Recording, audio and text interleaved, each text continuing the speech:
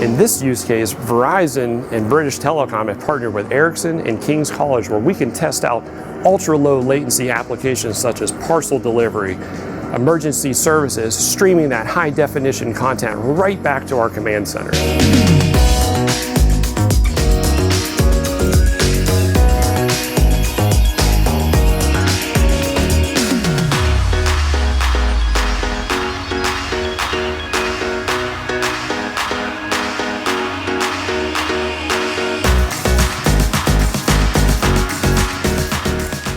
In this first mission, we are going to see a drone delivering some medical supplies to a predetermined location.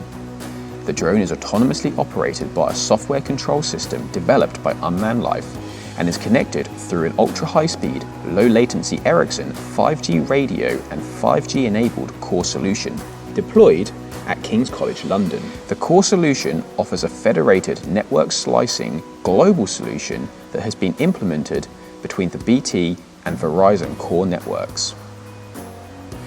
To begin the demo, the delivery mission is sent to the drone using a web interface on a local computer in the UK. The drone receives the mission and then confirms back to the user through the interface.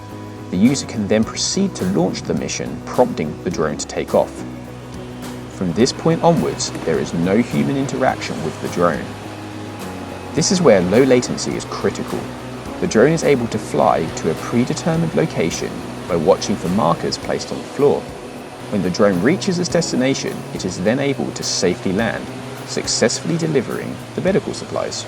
This project is mainly about remote control of a highly moving object. Now, that highly moving object in this case is a drone that delivers emergency services. And in the scenarios that we have a highly moving object with changing environments, and the control need to be precise, we need a real-time and ultra-low latency on the communication.